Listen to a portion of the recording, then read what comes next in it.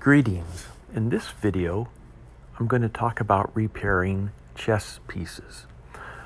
When you start collecting chess pieces, especially when you get some older ones, you'll start finding pieces that are broken or maybe sets that have missing pieces. The first set I'm going to talk about is this early 1900s Café de Regency chess set. In this set, when I ordered it online from Europe, it had one broken knight and was missing a pawn.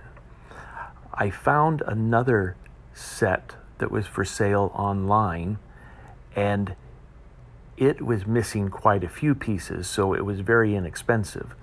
So I bought the second set, hoping that the pawn would match the set that I had purchased that was complete except for the missing one pawn. For the knight, I was able to glue the head back on, even though it was missing a little piece in between the ball and the head, but it worked out pretty well. And for the pawn in the replacement set, it was a similar design, but it was a little bit smaller. So I had to put a foam pad on the bottom of the new pawn to raise the height. And then it was the appropriate height to fit with the rest of the pawns in that set. The other concern was these pieces were obviously over 110 years old, maybe 120 years old, and they were showing quite a bit of drying out. So I used a dark scratch cover oil on the dark pieces, which gave them a really nice look. And on the light pieces, I just used lemon oil, and it cleaned them up very nicely. The next set is from mid-20th century, so maybe around the 1950s or so, and it's made from a water buffalo horn from the Philippines. When I bought this set, it did have a knight that was missing the head, and one of the pawns was a little bit shorter and a little bit fatter than the other pawns for the black side. So I put a felt pad on the bottom of the short pawn, which raised it up to the same height as the other pawn, so it worked out great. And for the missing knight's head, I went out into the backyard and I got actually a stick off one of the trees that had yellow wood inside, and I carved out my own knight head and glued that onto the base, and I think that turned out pretty good. So now I have a complete set with that buffalo horn, although one of the knights has a wooden head instead of a horn head. This next set is one that I've had since I was a child. We used to play chess on this in the car when we went on summer vacations. And it's a magnetic chess set that has little plastic discs with a magnet on them that stick to a metal board. Over the years, I ended up losing two of the pieces. They're probably in a box somewhere, but I just haven't come across them. So I decided to make two new pieces to match, and I just used again some foam pad and traced the disc size on one red one and one white foam pad and cut them out, and then put a little pressure on the foam with the paired piece that I still had to make a impression of the knight for one side and the bishop for the other side. And then using some gold and silver paint, I drew on the impression the appropriate symbol, and the other pieces were pretty much faded. They were originally gold and silver, but they were missing the color over the raised ridges. And so I touched them up also with some gold and silver paint to make it more visible to the symbol for each of the pieces. And this came out pretty well. It's very playable at this point. This next set is very interesting. It is a Peter Ganin Conqueror chess set from 1962.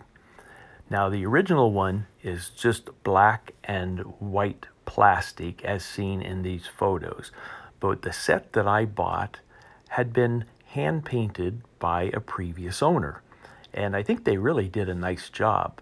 I like how each piece has just enough highlights on it to give it some character, and even the faces for the pawns are a little bit different from one to the other, the way they're painted.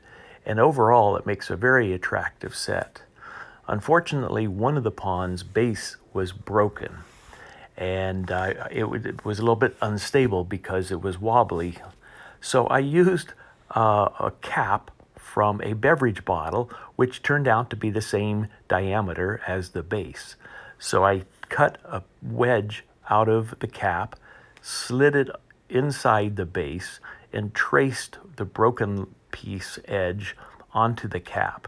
Then I was able to cut the cap shape to where it fit onto the missing area, and used goop glue, which glues anything to anything. I love goop glue. And put the little cap back on it, and now the piece is very stable. I have to find a matching paint to touch it up, but once it's painted, it'll be as good as new. This next set is made out of nuts and bolts, and it's a very clever set. And when I saw it advertised, I really liked it. But you can see this is a picture from the advertisement, and it was missing one piece in the middle. And also, if you look at the top left, the third piece in was missing the base. So it was missing one nut and the base off of a nut. I was able to find a bolt that matches it, and I just used a washer and a nut and glued them together, and then screwed the bolt into them, and then painted that part. So I was able to replace the pawn that was the bolt and nut were missing, plus the nut for the other pawn that was just missing a part. And so now it's a complete set, and it plays perfectly.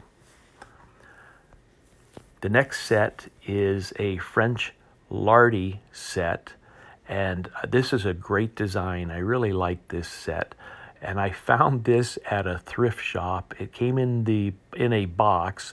I don't know if it was the original box because there was no label on it, but the set was complete except for one black king was missing. And so I ordered a black king online, and unfortunately it was not quite the right size. It was a similar shape, but not exact. So I used, again, a felt pad. I used a black felt pad and glued it onto the bottom of the king, which brought the king height back to the size it needed to be to match the white king. The cross on top of the king also had a little bit of a ball at the very tip that the original white king does not have. So I sanded that ball off and then stained it and made it a little bit darker. And now the kings are the same size, they have similar crosses, and it works really well as a replacement for that Lardy king. This next set is a very unusual set. I don't have any idea where it came from and where the design is. So if anyone has any information about this, I would appreciate you putting it in the comments. The pawns look like little space stations. They have this ring around the middle of them. But the interesting thing is the knights are double-headed, and to me they look like camels, but possibly llamas. So that makes me think that this set is either from the Middle East, if it's camels, or South America, if it's llamas. And the rooks are two bars that stand up like rectangles with a little crossbar at the top. And I don't know if that represents a bridge or what it is. So it's a little confusing, but it is a beautiful set, very heavy metal, and it was missing one pawn. So having had the experience of fixing the nut and bolt set, I made a pawn using a wood screw and some washers. And again, using goop glue, I glued everything at the appropriate part to make a similar shape.